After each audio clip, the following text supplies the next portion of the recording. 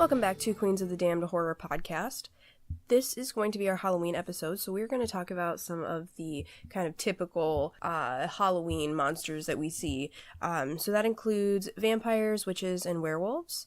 So this week each of us are going to take one of those Halloween creatures and we're going to talk about either a movie or a book that includes some of those creatures. Don't forget we are coming up on our 50th episode and we are still taking questions from you guys.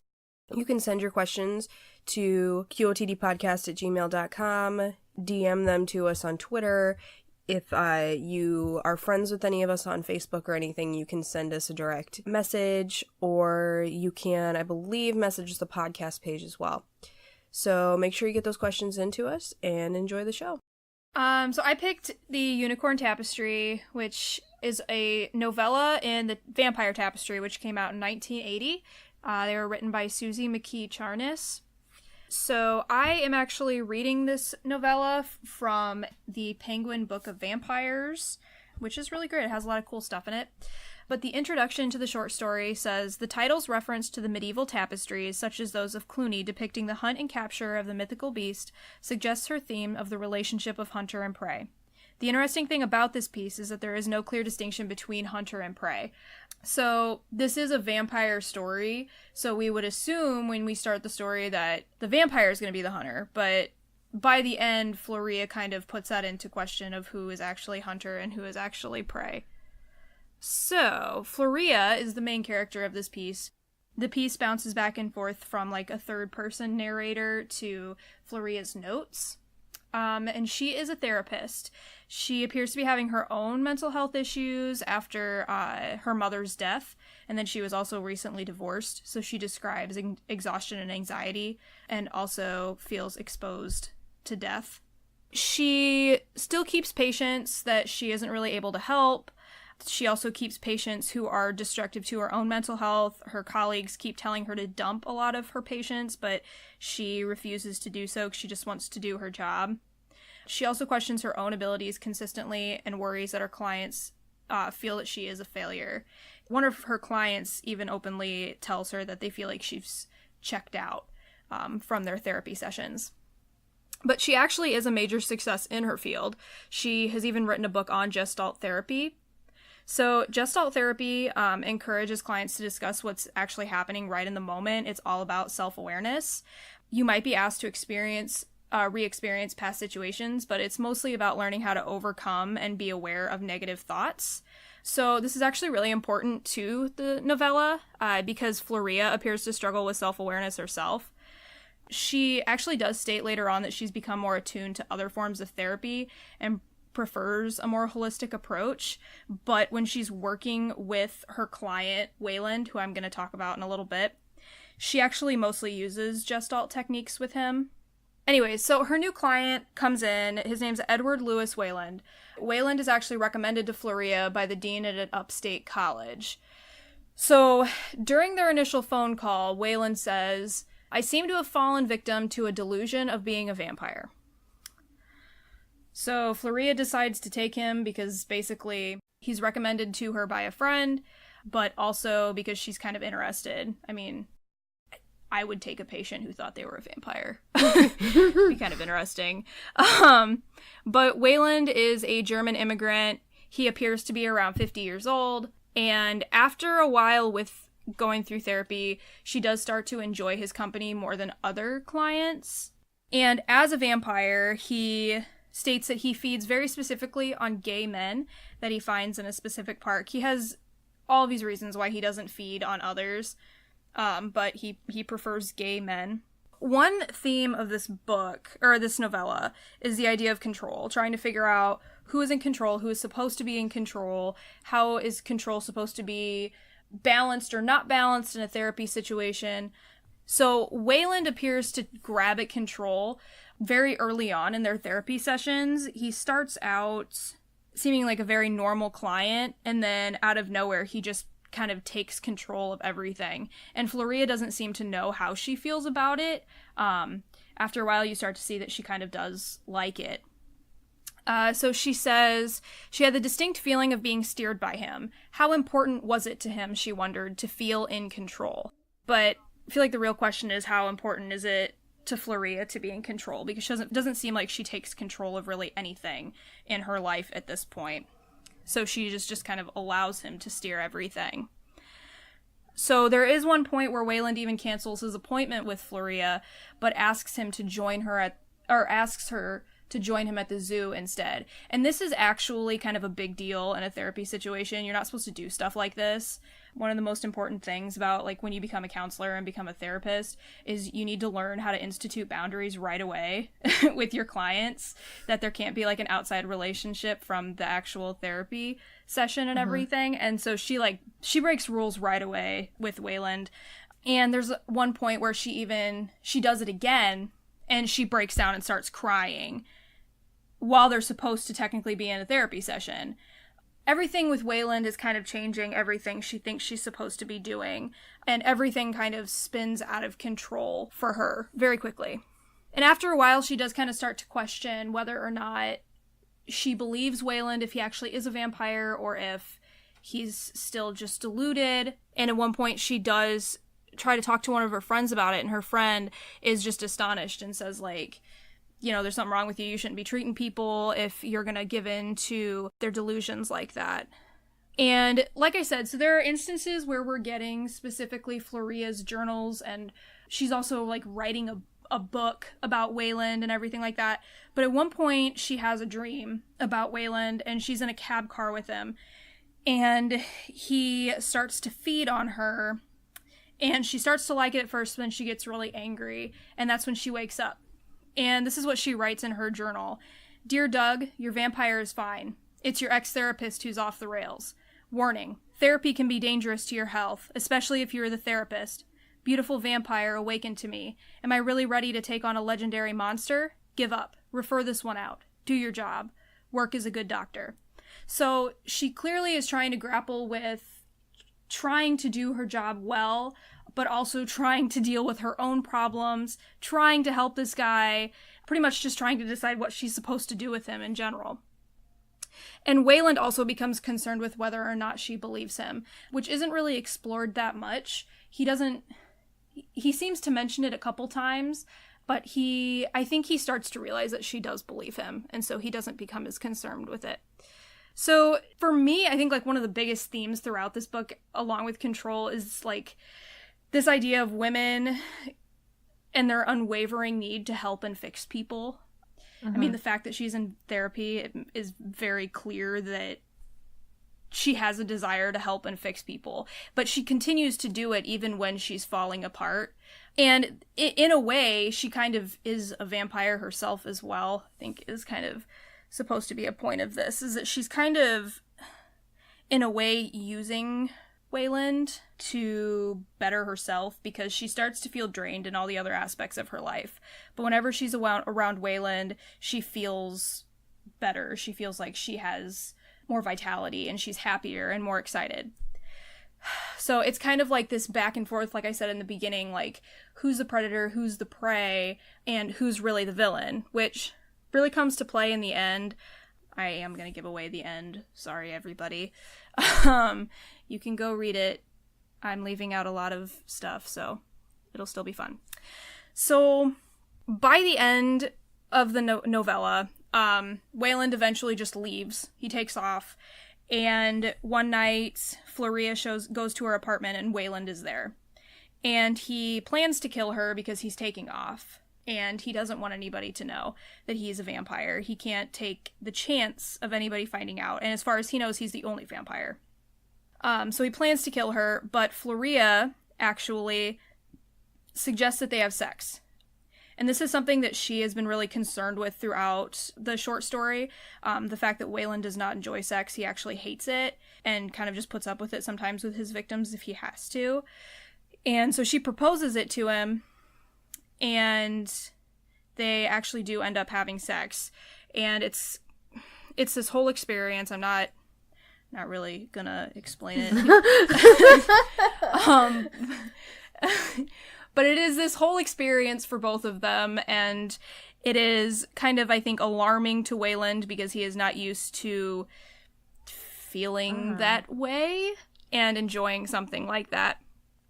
So by the end, Floria is kind of questioning if she was kind of the monster, if she took advantage of Wayland because he was innocent in the fact that he didn't have, like, emotional connections with people, and then she kind of led him into that and made him more human.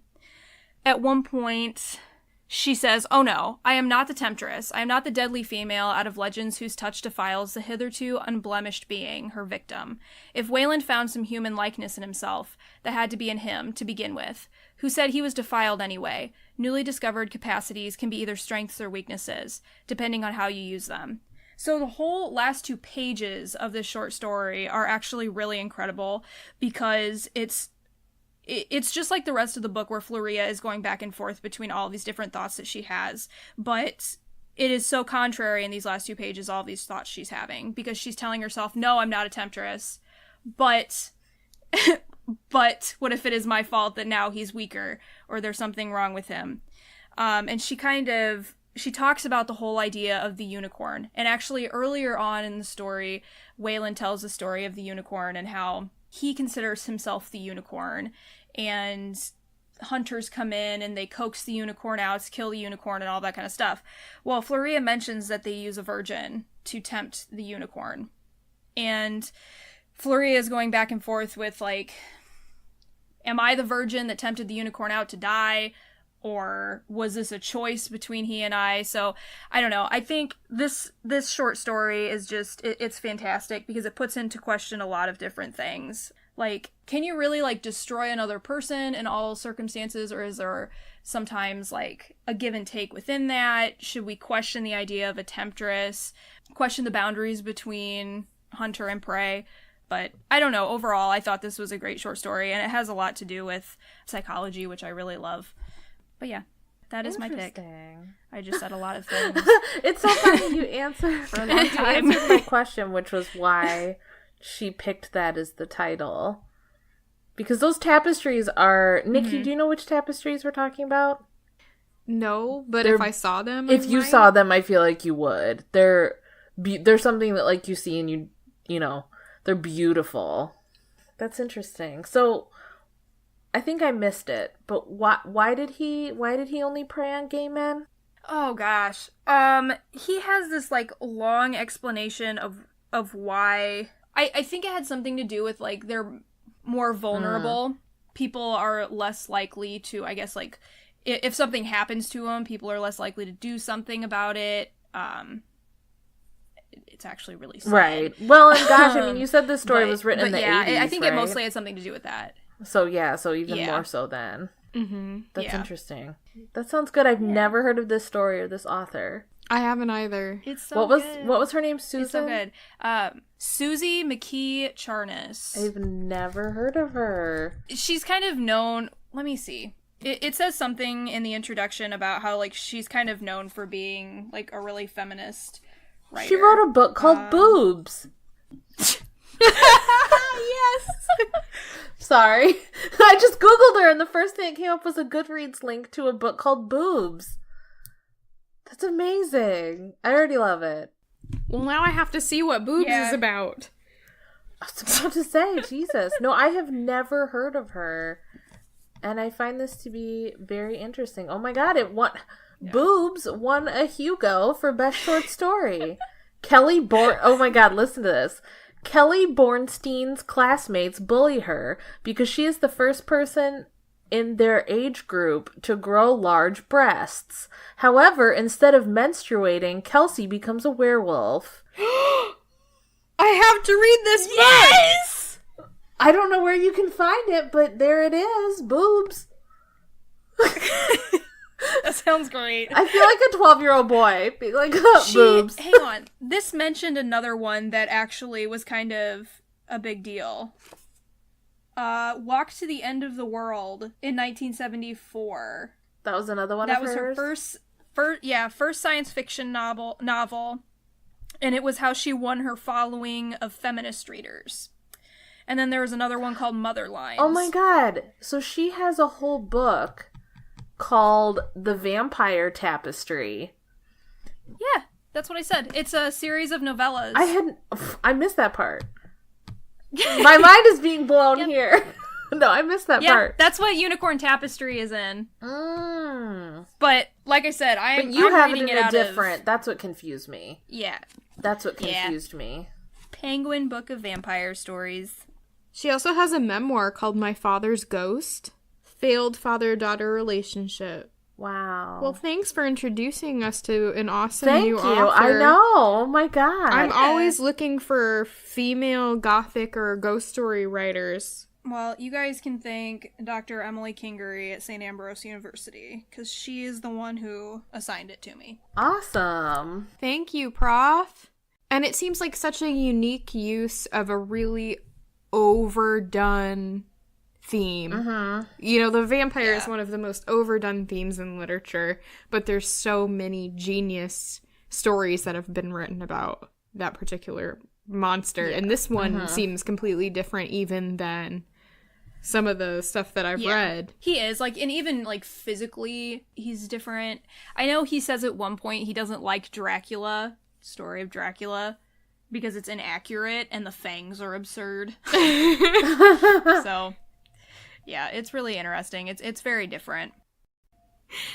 So I chose Hocus Pocus, and I'm not going to offer a summary of it because I think everybody knows this one. So I kind of just want to open the floor to conversation about this movie because it's just this super fun, classic Halloween movie. And it's just so funny. It's just still legitimately funny to this day. Yeah. And I'm older than you guys. I saw it in the theater when it came out. And this is like the first movie that I remember. Well, no, I take that back. I had to go with my brother to see the Teenage Mutant Ninja Turtles movie when I was like 4. But besides that, this is the first movie that I really remember seeing in the movie theater. I was born the year That's this awesome. movie was made. That's depressing. So, but yeah, to me, the best part of the movie is the musical performance. Why I can't get that on a CD, I don't know. It's not on the soundtrack? No, and I think it's probably because Bette Midler has a record deal, and this has happened before, but when you have a record deal, they have to, like, clear it for a song that you sing to be released by another record company. So that's probably it. It was probably a rights issue. Mm. But it's so good. It's the greatest movie. I don't know. I was really laughing aloud, and this is like the third time I've seen it. I've seen it like 25 billion times. No, million times. Yeah, I used to watch it every year for Halloween. We had it on VHS. So did we. Mm-hmm. Which, we probably had it. Yeah, which I know. We probably had it taped off TV.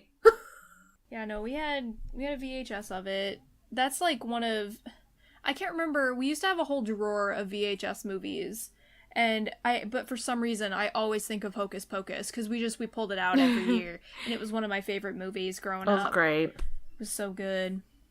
It's great. So good. And I remember, like, I didn't really talk to, for some reason, like, I didn't ever really talk to the kids, like, my age about watching Hocus Pocus. I didn't realize it was a thing until I was probably, like, a teenager. I didn't know it was something everybody watched. I thought it was just, like, a thing for my mom and I, but I was so shocked to find out that it's a thing. And it's a huge thing. I feel like now that people who are my age are, like, writing for BuzzFeed and that kind of stuff, it's become, like, a bigger thing. Oh, yeah. Because I'm pretty sure this movie was, like, badly reviewed, and, like, I don't think it was really a hit. So it's definitely, I guess you'd call it, like, a cult classic. Yeah, I mean, it wasn't when it first came out, but I think it's exactly what Rachel said. It's like our generation is kind of making everything that was nostalgic about their childhoods relevant again. So I'm glad. And, like, rediscovering things that are fun, because to me, like, I don't know, though actually I was just listening to another podcast, and 2 people on that podcast admitted that they hate this movie. So there are people out there who hate this movie. Why? But What, did they say why? I'm trying to think. So they just thought it was a bad movie. But, like, it's just not good. They're like, and they don't think it's a good kids movie because they're like, there's so many virgin jokes. I wouldn't show it to a kid. There are. And the cat gets run over, and then they show its body. Yeah. But then it's alive, like... It's a darker kids movie, I guess. I mean, they, like, torture a little girl to death in the beginning. I mean... It was a lot different when... Yeah. Well, these dark... but, I mean, these people are my age. Yeah. But that was early 90s. They just don't like it. Yeah, they just thought it was not a well-made movie. Well, I mean, obviously it's hokey. It's supposed to be. Mm-hmm. Was Hocus Pocus a Disney movie? Yes. Mm-hmm. But they didn't want to put their name on it for a long time because it didn't fit the Disney vibe or the Disney plot. And then once it got really, really popular, then it's like, oh, Disney. Hocus Pocus. Disney. Don't forget it's Disney. So, yeah. Yeah. I loved it. I used to think that Sarah Jessica Parker in this movie was like the most beautiful person I had ever seen, with the hair and like the makeup was great. Yes. I did. When I was a kid, I just remember being like, oh my god, she's gorgeous. Yep. And I actually think Sarah Jessica Parker's very pretty. I think she's very I don't want to say unusual looking because that sounds really mean. But, like, she looks different. She's not, like, every girl She's pretty, not pretty I in guess, a conventional way. Yeah. That's what I was looking for. Thank you. She's gorgeous. And I love it when they were hiding behind the sign and the firefighters came by and, they're always, like, bantering. And then they're like, what is it? Who is it? And she's like, boys.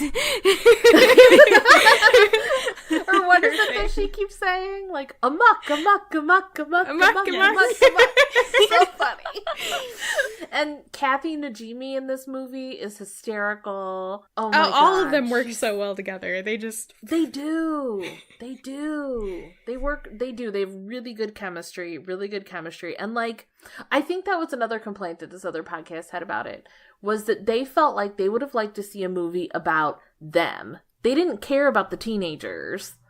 They only cared about the witches. And they were like, that. They just kept cutting to these teenagers and, like, I didn't care about them. Yeah, I get that. For me, it's like the equivalence of, like, I wish Pirates of the Caribbean was a movie about Jack Sparrow, because it's just like, you want to see the charismatic character and you want to see the fun costume, and you don't care about, like, all these other good people over here. You just want to see the story about the, like, villain or the anti-hero, or I don't know, they're villains. Yeah. I mean, I could see, though, well, especially with Pirates of the Caribbean, where once Jack did become the main character, it was too much. He was good as, like, the sharing the main character. And I think it might be the same with them. I don't know. Yeah, that energy, like, 100% of the movie might be a little, like, in both cases. No, I mean, I didn't really care that much about the teenagers either. But it was kind of necessary for the plot, I guess. Yeah. Otherwise, you don't have a story, right? I mean... Yeah. And I have to admit, when I saw this as a kid, I did not know what a virgin was. And I asked my parents, and they probably did not tell me. I don't know what they said, but I doubt it was the truth. So how does the candle decide? Is it like anal doesn't count, or like that doesn't? It's only P and V. That's my question as like a feminist in 2018 is like, so how does it know? Like what are the stipulations? Right. Because obviously it's a total fabrication, right? So yeah. Okay, if I could ask the people who wrote the script, I would say, how does the black flame candle know who's a virgin? It's magic. I don't know. Well, I will fire off an email to Disney. I'm gonna fire off a tweet.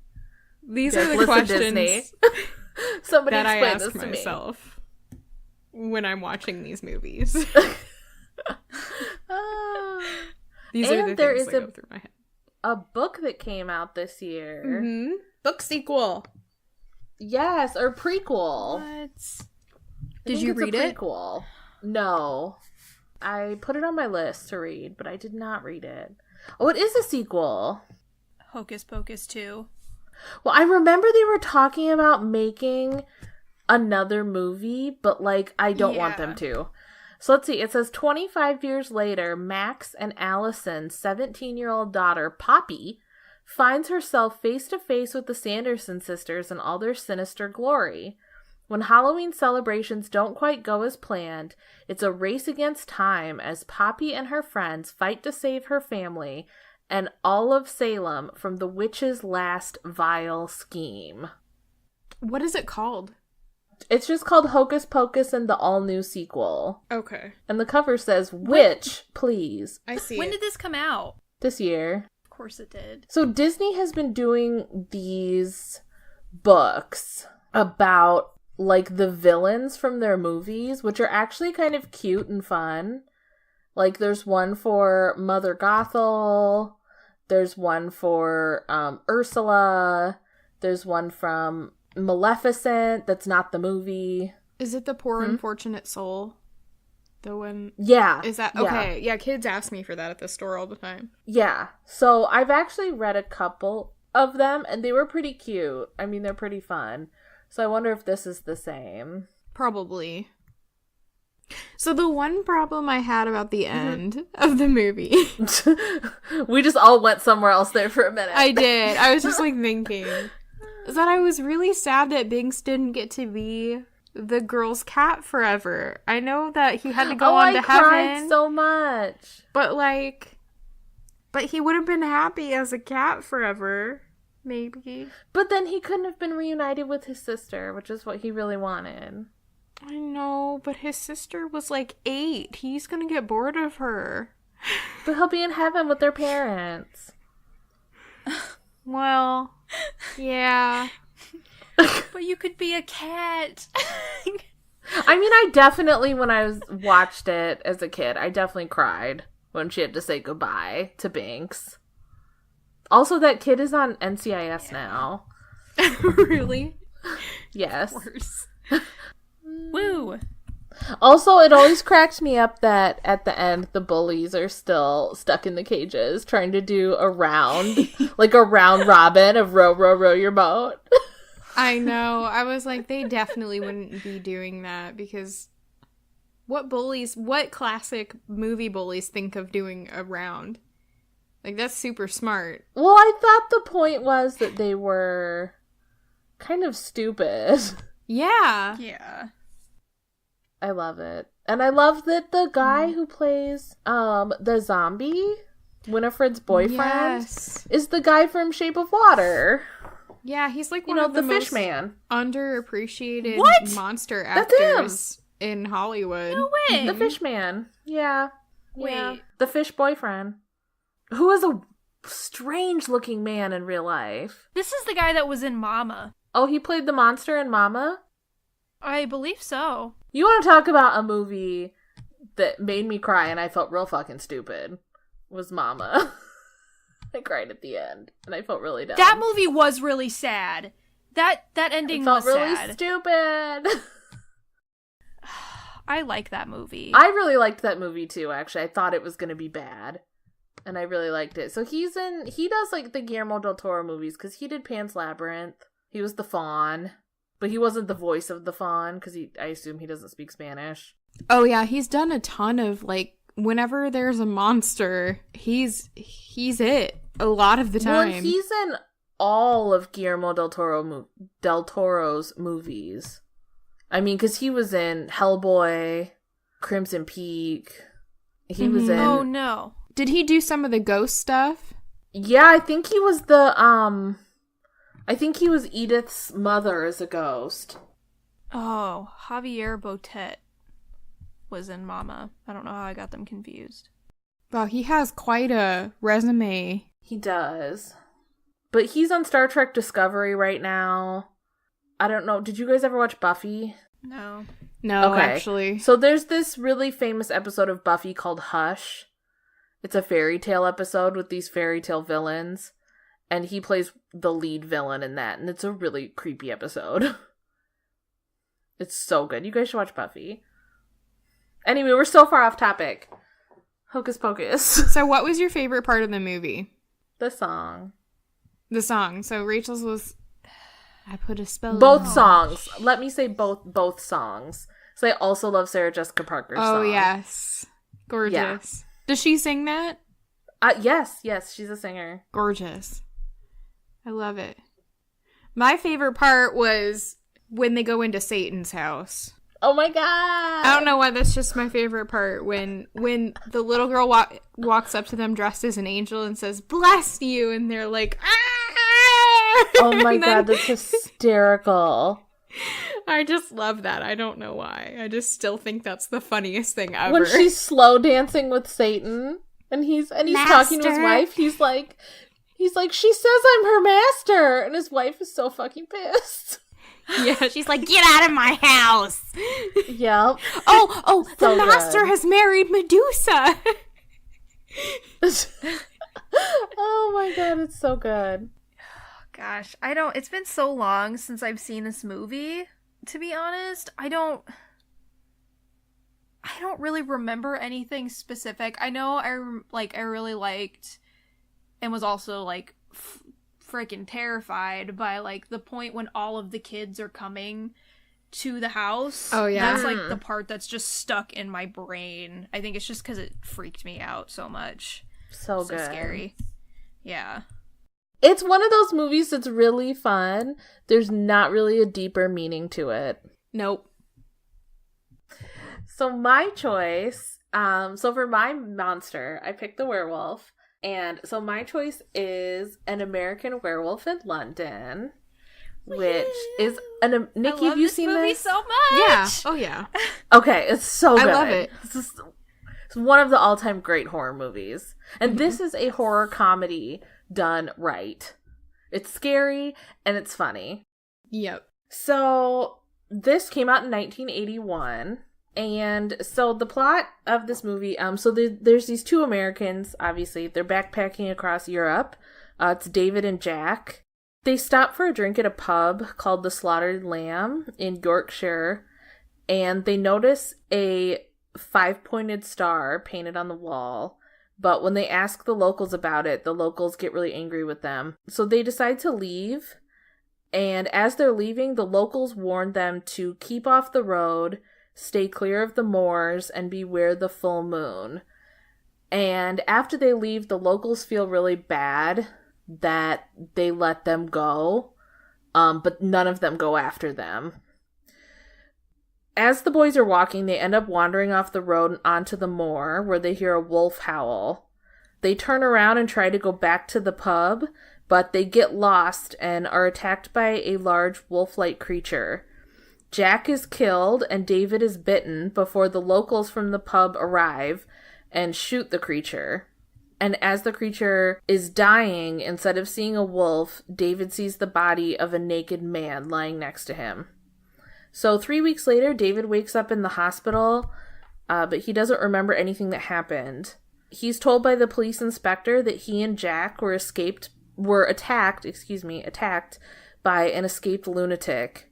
David insists that they were attacked by a wolf, but no one will believe him. Jack appears to David as a reanimated corpse and tells David that he was bitten by a werewolf and he should kill himself before the next full moon.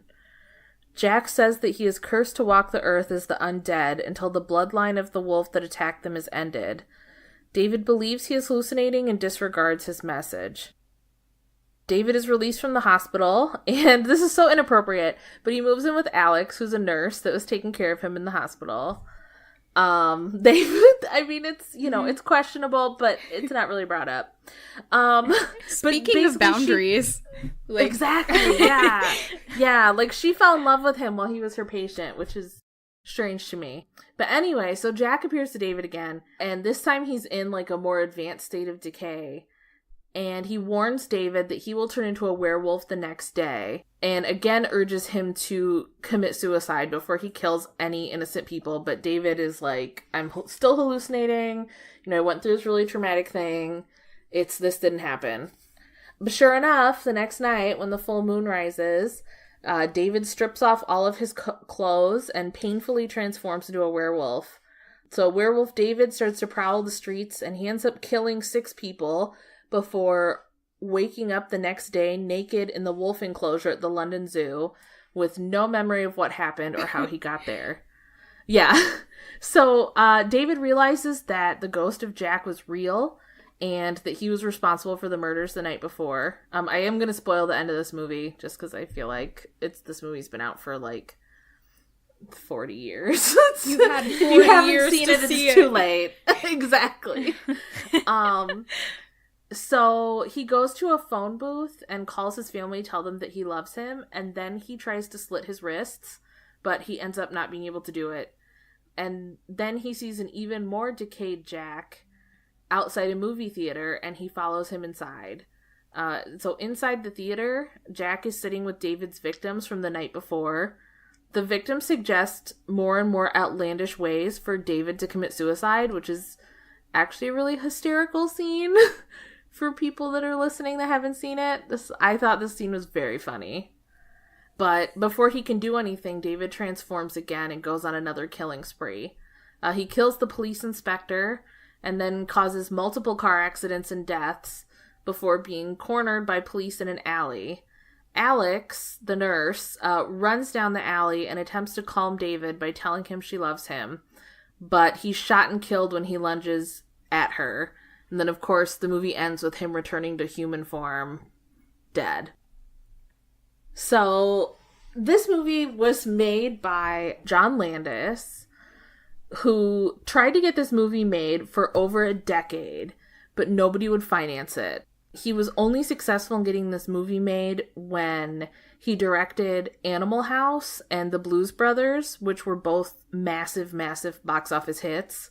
And then people were willing to finance this movie. So he got the idea for the movie when he was a production assistant on a movie filming in what was then Yugoslavia. And he saw a man buried feet first and wrapped in garlic out of fear that he would come back to life. He was also inspired by Universal's The Wolfman, which is kind of unique among werewolf movies at the time. I mean, now it's more common, but at the time, that was one of the few movies that showed the werewolf as, like, a victim. I mean, he wasn't a villain. He didn't choose this. He just had bad luck, I guess, to get bitten. And another thing that was really important to John Landis, which is probably what this movie is most famous for, is the werewolf transformation. Yes. So, yes. It's my favorite part about this movie. Yes. Yes. So he noticed that werewolf movies tended to skip the actual transformation. They would show the full moon, the person would go, ah, and like bend at the waist and then pop back up as a wolf, right? And he didn't want that. He wanted to show the audience how painful it would actually be if your body transformed into a wolf. Oh, and it's such a cringy scene, too. Oh, God. Like, it's so good. hard to sit through. Have you guys seen, this is not about American Werewolf in London, but have you seen, can't think of what it's called now. Damn it, Rachel. It's got Bill Skarsgård in it. It's on Netflix. Oh, I think I know what you're talking Hemlock about. Grove? I can't remember what it's That's it. Thank you. Hemlock Grove. Yeah. Yes. That also had a disgusting werewolf transformation that I feel like was inspired by this one. But anyway, so he wanted to make all the violence in this film realistic, but especially the werewolf transformation. So the transformation so there's only one transformation scene, and it took one full transformation scene, I should say. And it took an entire week to film this transformation, with actor David Naughton spending hours in makeup for every few shots. So when he met the makeup guy, they said, well, who are you playing? And he said, well, I'm playing the werewolf. And the makeup guy said, well, then you have my sympathies. Because he knew how horrible this was going to be. I mean, he would sit there for hours. And they would apply one layer of the makeup. And then they would do their scenes. And then they'd apply another layer of makeup for another couple hours. And so it took forever. Oh my god. Yes. So the makeup artist was Rick Baker. He actually won the first Academy Award for Best Makeup for his work on this film. And then another fun fact is that I actually didn't know, but Michael Jackson was a huge fan of this movie. Huge fan. And so John Landis actually ends up directing the Thriller video, and Rick Baker does the makeup when Michael Jackson transforms to like the werecat. Yes, and That's awesome. Thriller. Yes, and I had no idea. I remember seeing the Thriller video and thinking this is really similar to American Werewolf in London, but I guess I didn't really make the connection. No, I didn't either. Yeah. So this movie was made for a decent amount of money. I mean, some things were kind of done on the cheap. Like when they filmed in the London Zoo, it took so long for them to film it that eventually David Naughton, who of course is naked in the wolf cage with these trained wolves, looks up and he's like, "Why do you have all these extras over there?"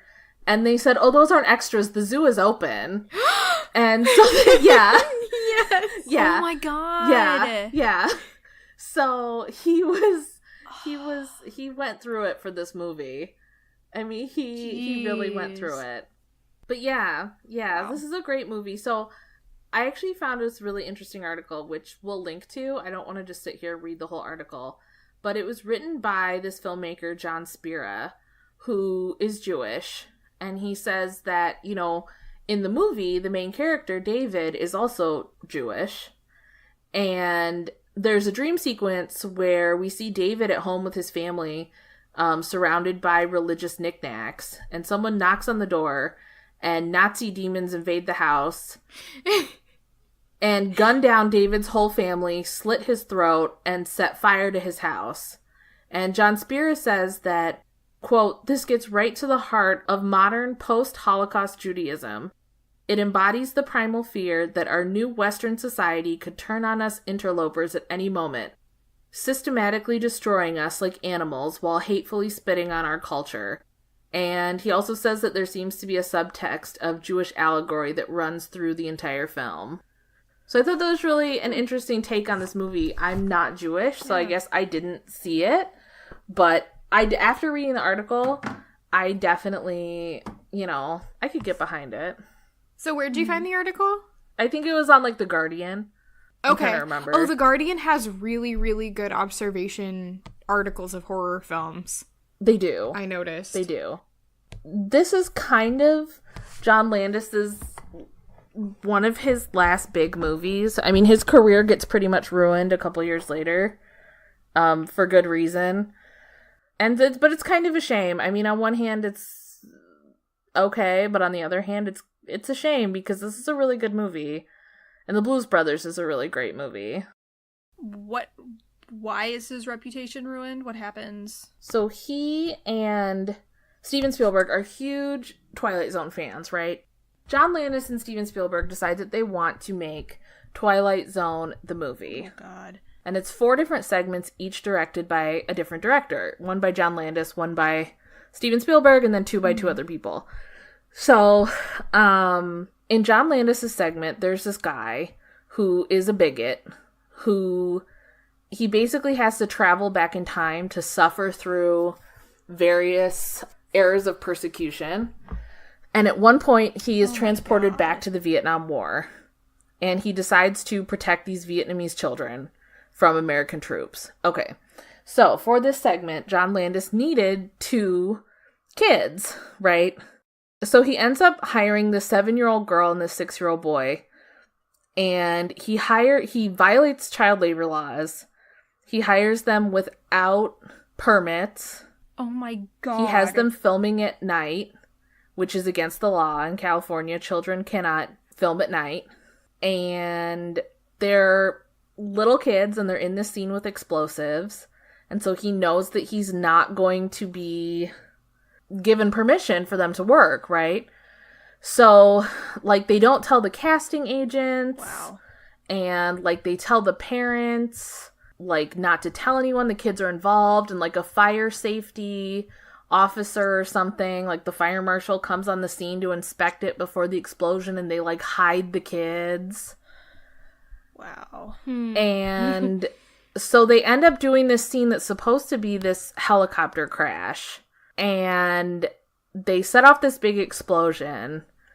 And it ends up actually hitting the helicopter, which crashes and beheads both children and the adult actor who was this kind of famous old movie star, Vic Morrow. What? And yeah. And John Landis ends up, and a bunch of other people end up going on trial for manslaughter, and they end up getting found not guilty because it was just kind of a I don't know, a clusterfuck. But yeah, I mean, people say that his career wasn't affected by it, but it was. I mean, Steven Spielberg, like, quit being friends with him over this. Like, they had been friends for a really long time.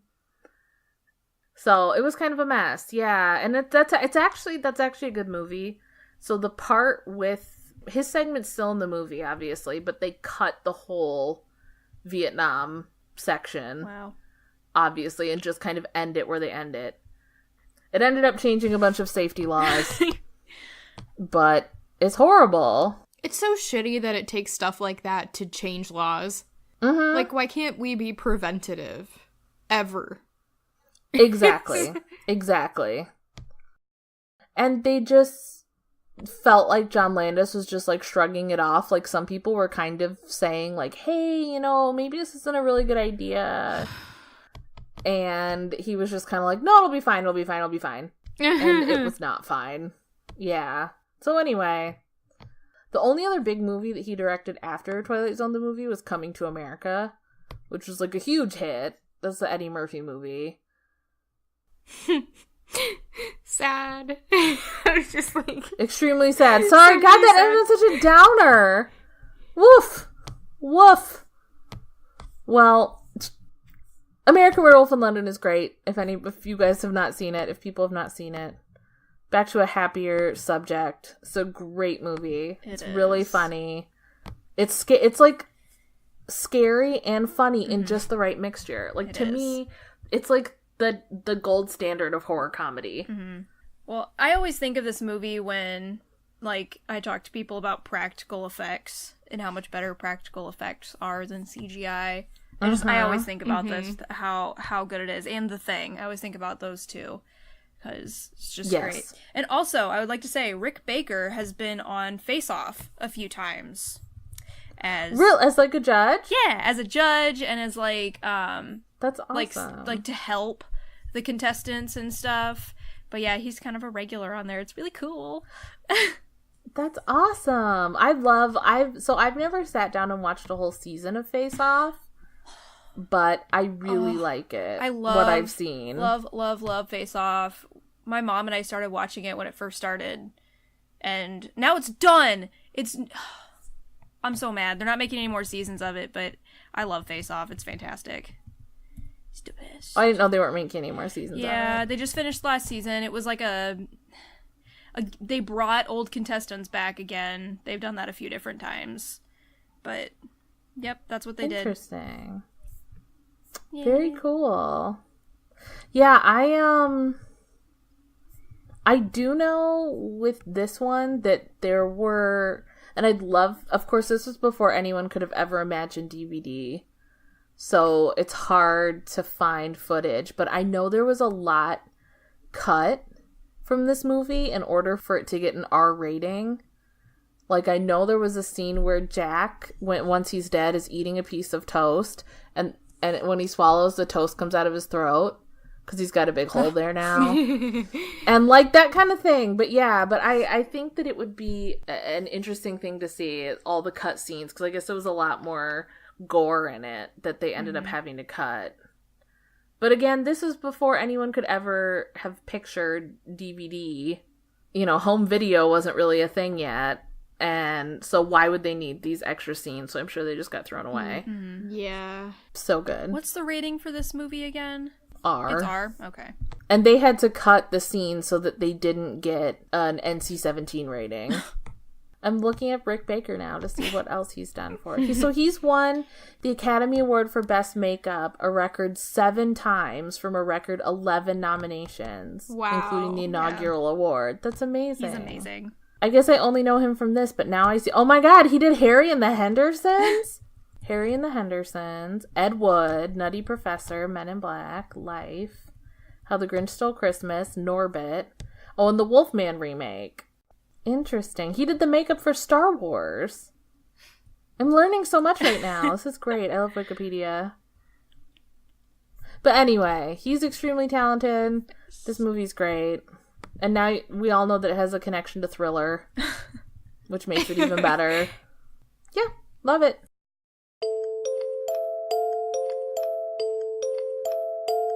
Thank you so much for listening. Don't forget you can follow us on Twitter at QOTD Podcast, on Facebook at facebook.com/QOTD Podcast, Tumblr at queensofthedamnpodcast.tumblr.com, and YouTube at Queens of the Damn Podcast.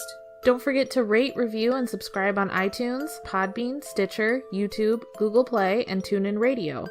You can also follow us on our blog, queensofthedamnpodcast.wordpress.com, to find bonus content and extra information on our episodes. If you would like to donate to our show, you can find us at patreon.com/QOTD podcast, where you can receive special perks as a listener for becoming a monthly patron. If you would like to make a one-time donation, you can send it to QOTDpodcast@gmail.com on PayPal. We'll see you next week.